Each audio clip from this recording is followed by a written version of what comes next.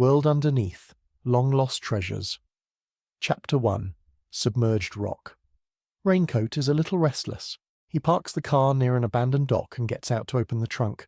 An unconscious, frail man, tied up in the fetal position, lies inside. He's none other than Tony, an up-and-coming director who's currently the talk of the town in Lincoln City. He's worth billions, and has mysteriously disappeared while writing his next movie script. He'd set a limit for himself when he became a white glove for the Ever Group. Never target public figures. This had kept him hidden for many years. But now, he chuckles. He really should renegotiate his contract with Ever for dumping such a huge job on him. Putting on his gloves, Raincoat takes out a phone from Tony's body. He unlocks it with the man's finger and opens several recording apps, finally finding what he wants in voice memo. Every audio file has been renamed, probably for ease of access. Each can easily raise this rookie director's rank on Evergroup's execution list. It never ends well for people who know too much. Raincoat's finger hovers over the delete button. All he has to do is erase these recordings, throw the phone into the sea, and dispose of this man. Then his job will be over. But an idea springs into his mind. He plays the first audio file. Chapter 2. Audio file number 1. Mo Art Studio. 5:13. That'd be great if you don't mind. Recording's a habit of mine I picked up at work. It's hard to keep up with the conversation if you only take notes. Did Thomas tell you? The Deepspace Academy introduced me before. Our team is preparing a fantasy-themed film. We want to use Lemuria as the setting. They said you're an expert in Lemuria, and you just returned from a trip. Deepspace Academy thinks too highly of me. I'm just a painter. I don't know anything about Lemuria. There's no need to be so humble, Mr. Raphael. I've seen your paintings. The oceans in your work feel alive. It's very unique. Those are just normal pieces. Forget about them. Anyway, speaking of the Deepspace Academy, I heard they recently organised an archaeological team to find the ruins of Lemuria. Why don't you ask them? They should know more than me. They might not tell you much, though. I heard things didn't go too well for them. Anyway, I have stuff to do, so I can't see you off. Bye, Tony. Chapter 3. Audio file number 2. Disappearance.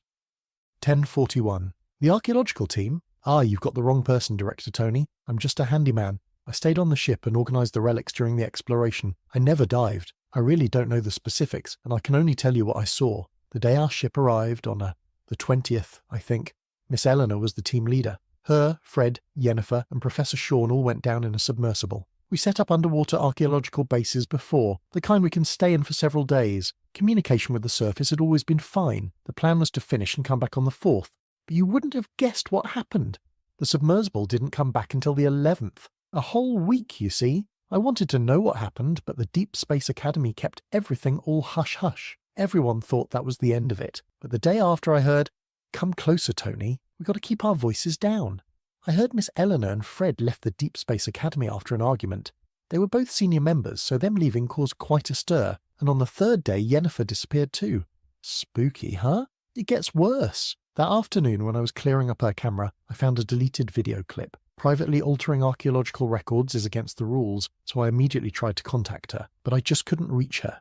I tried contacting the others and only Professor Sean answered. He sounded weird, not energetic at all, and as soon as I mentioned archaeology, he hung up. Oh, would you look at the time? I gotta go. I have lots of reports to catch up on because of that video. I'm super busy. Goodbye, Director Tony. I hope your movie is a box office hit. New audio clip. Memo 1. I was just looking for source material for the film. I didn't expect to uncover mysterious events involving the archaeological team. I pulled some favours and looked into it. Turns out Eleanor, Fred and Yennefer didn't just disappear. They vanished off the face of the earth. It could be because I don't have any investigative skills, but none of them have been home. They haven't responded to messages or answered any calls. No one's seen them leave their house. It's all too suspicious. Creating a Lemurian mystery movie might be better. Disc. Missing archaeologists, deleted underwater footage, secrets of the ocean floor. That's quite a synopsis. If I can find out more, I'll have a direction for my script. I need to contact Professor Sean as soon as possible. If he's gone, I'll lose all my leads. Chapter 4. Audio file number 3. Bluefish. 31:37. Tony? Professor Sean, it's an honour to meet you. Are you going on a trip? You're all packed up. I hope I'm not bothering you or anything. No, I'm not. You don't need to address me as Professor either. I'm no longer with the Deepspace Academy. Come in. Thank you. I'll get straight to the point then, Mr. Sean. I'm here about the matter of Lemuria. My team is... I have nothing to say. Everything is recorded in the exploration report. You can ask for it from the Deepspace Academy. I read it already, but I rather have a first-hand account from someone who was actually there. It's better for the script. That's why I want to hear your experience when you explored the ruins of Lemuria, Mr. Sean.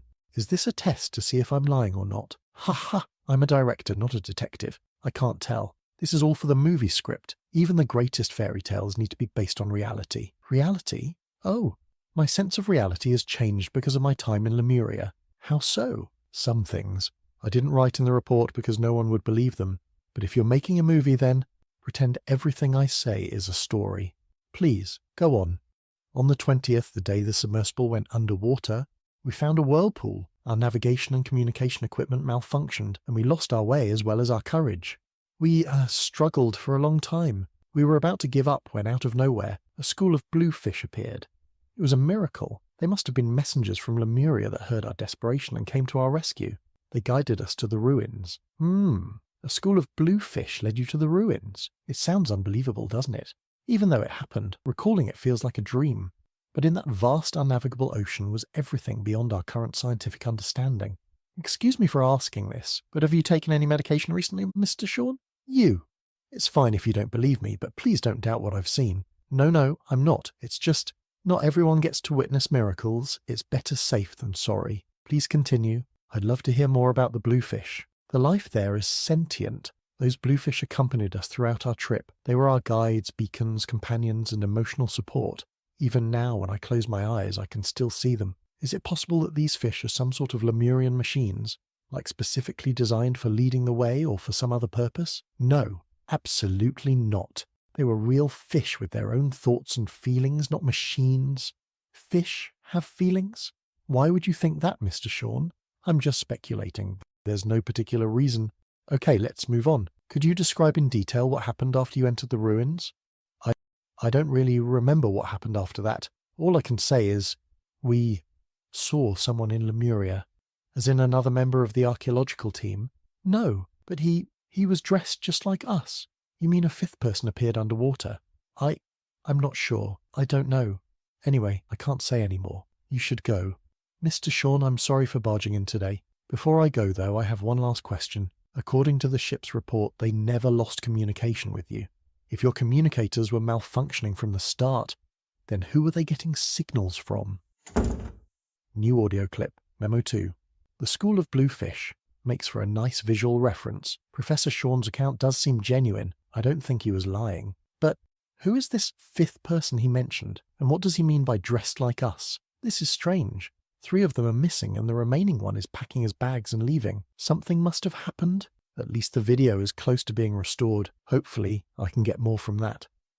Chapter 5. Audio file. Number 4. Shadow Underneath. 7:51. Hey Tony. It's been 2 years since the last time we talked. You're a pretty good friend, only remembering me when you need something. On top of that, it's such a difficult task. Do you think IT guys don't have lives? Anyway, whoever deleted this video is really skilled. Do you know how long it took me to restore it? I put off 3 big projects, worked day and night fiddling with this camera, and only managed to restore 1 frame. What's with that face? 1 frame is my limit. The memory card was tampered with. I'm self-taught, so I have no idea how to handle such high-end tech. This is the best I can do. Here's the phone too. I restored the call history for you. Whoever had this phone before talks really loud. It hurt my ears. Okay, I'll shut up, but you better treat me to lunch sometime. I should be compensated one way or another for my work. New audio clip. Memo 3. I've seen the restored footage. The 5th person who was dressed like them. It was a skeleton. I really wish it was clearer. Wait, is the skeleton holding a weapon?